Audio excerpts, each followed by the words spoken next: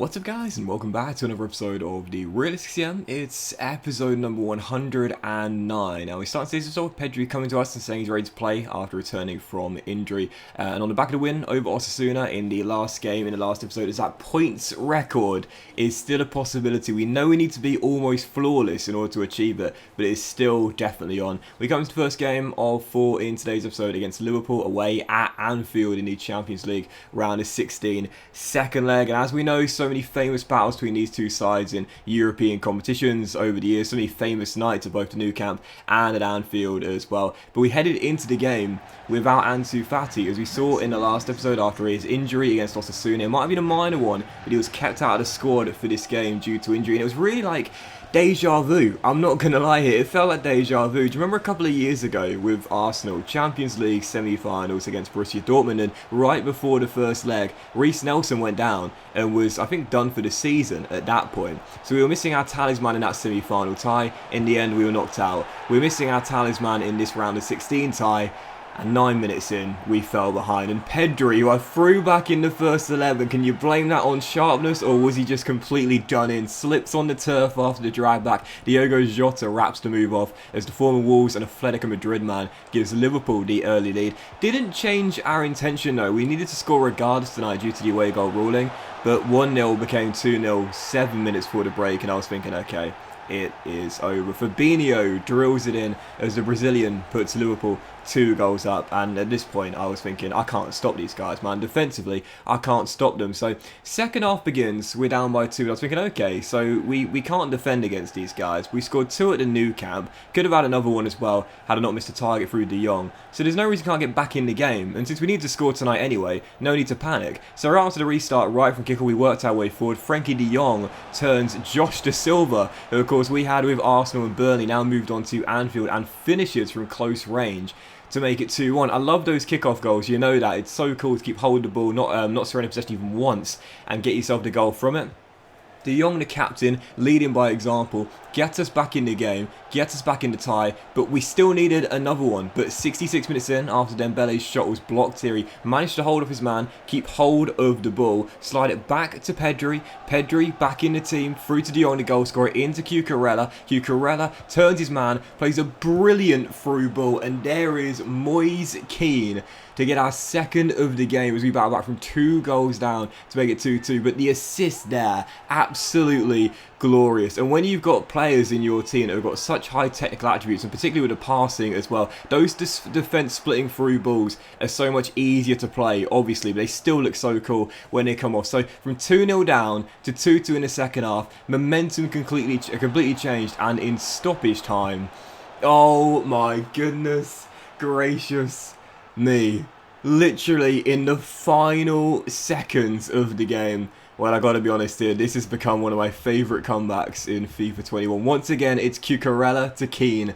and Moyes says, I know that Leander has become the starting spearhead of the Barcelona front three, but this guy on the bench has still got it. Stops on a dime, finds a tiny bit of space, and just drills it into the far corner to complete the comeback, and that was that. A comeback at Anfield a few years ago in that miraculous night, the 4-0.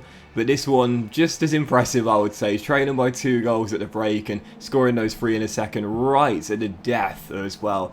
Honestly, man, I was, I'm not going to lie, like, when Cucurella slid the ball through the Kean there, I mean, my heart was racing quite a bit. I'm not going to lie, like, seriously, I was thinking, okay, I'm not going to get any more chances. Yes, the game will go into extra time, but... And yes, we have momentum, but this is the best chance we'll probably get for the remainder of the game. Even if it does go into extra time, got to make sure I at least hit the target, but to find the back of the net.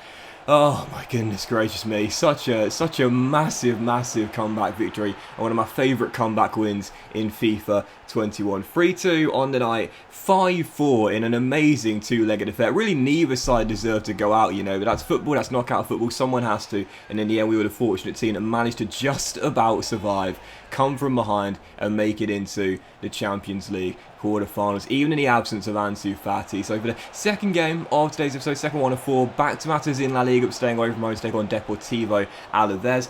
Took lead early on the game through De Jong. Leandro literally held the ball up for about 5 seconds, waiting for the run of the captain, who managed to smash it in and make it 1-0. And talking about smashing it in, 29 minutes into the game, Dembele, who's really picked his form up recently with an amazing finish after a lovely bit of skill there to take around the last man and find the far corner as well. You know, I mentioned before, like, skill moves against the AI on FIFA, they're not as effective as they used to be in years prior. I mean, we are playing on Ultimate, let's keep that in mind. So of course, you know, it's going to be more difficult to beat the AI with skill moves, but sometimes they're just so telegraphed that the AI know exactly where to stand to make the interception, especially with things like Berber spins nowadays. Berber spins and McGeady spins basically never work, but even so, we make it 3-0 with a bit of a skill shot in this one here. Leandro, a lovely little finisher. How cool was that? I love the way his sort of like legs split between the goalkeeper's body as well, as he managed to flick it in to make it 3 right before the break. So yeah, cruising here against Alaves, and he bagged his brace 19 minutes after the restart as well. De Jong floating the ball in. And one thing you forget about Leandro as well, one of the reasons why I was so excited to play him as our starting centre forward this year, is he's also 6'2". Like, he's a tall guy, and that was his 20th of the year heading in a corner. We've got some height in this team as well. It's easy to forget that. We've got some serious height. You know, De Jong 6 foot, Leandro 6'2", Rodri 6'3", Tapsoba's 6 foot plus, Matthias de Ligt I think is 6'2" as well. So we've got some height in this team, man. But still, we made it 4 through Leandro, and then with 6 minutes to go, Dembele also bagged his brace as well. Pretty poor goalkeeper, really. I'm not entirely sure how he just pushed the ball into the back of his own net, but hey, game was signed at that point anyway. De Jong with 1 and a brace for Leandro and Dembele in a 5-0 victory. And it was so strange as well, because heading into the game, you might have seen it, Fati, I put him back in the starting 11 after he came back from injury, and I was thinking this is the game where, you know, Fati shows what we might have missed at Anfield, and yeah, we didn't need him, but even so, but in the end it was the other two of the front three that combined for a brace each in a 5-0 victory. So yeah, big win there. And then our third of 4 games, Villareal away from home against Unai Emery's side, and once again it's Dembele who recently has really picked it up. And I think what I've started to do in recent games is probably be a little bit more generous in my spread of the attacks. You know, oftentimes I'll go down the left to capitalise on Fati, and now with Leandro in our team, I'll often go through the middle as well. I rarely go down the right, and maybe that's why Pedro Porro doesn't get as many assists or goals as he used to, but even so, Dembele with a great finish there made it 1-0, but then 2 fantastic saves by Ter Stegen soon after kept us leading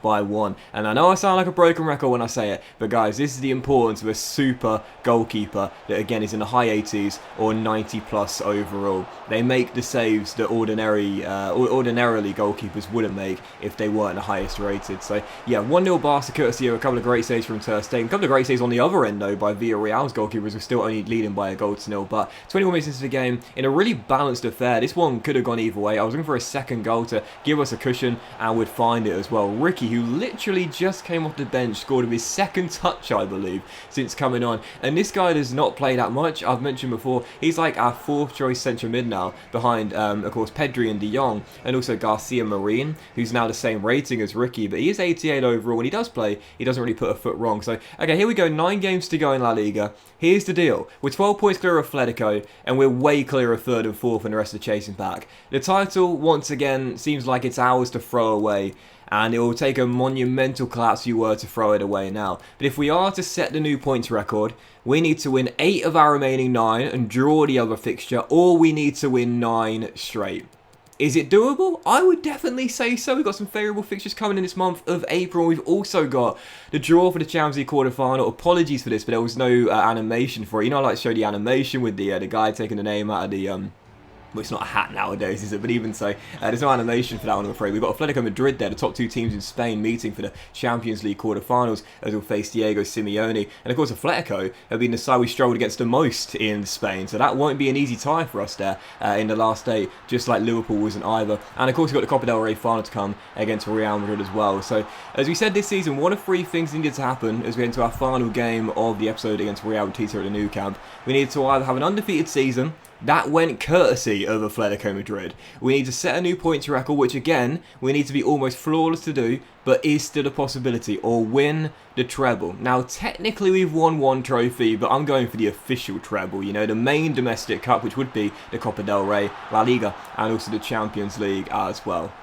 Both of those things are still a possibility for now, but I think one of them is probably going to go this month. I just have a feeling. But in this game against Real Betis, I was not prepared to drop points in this one. Leandro gave us our first, getting his 21st goal of the season, and Fati got goal number 22 for the season for him, as they're neck and neck right now in the race to the Golden Boot. And 6.5 minutes to go. Ferran Torres wraps it up, makes it 3-0, and gives us the 3 points here at the Nou Camp. So yeah, job done. 1 of 9 down as we go for that new points record. Again, we need to be almost perfect. We got some favourable fixtures in April, but trying to go for that points record and stay in the hunt for the treble as well. Look, the title feels as though it's already won now, even though it technically hasn't been. But one of those two things, I just sense it going, but I'm not sure which one I prefer at this point. A new points record or a treble? Can we do them both? I'm not entirely sure. But that went this episode of the Realistic CM, guys. Big thank you for watching. If you enjoyed it, and if you had, then please do drop a like. Most love to you all. Have a fantastic day, and I'll see you for the next episode of the Realistic CM very soon.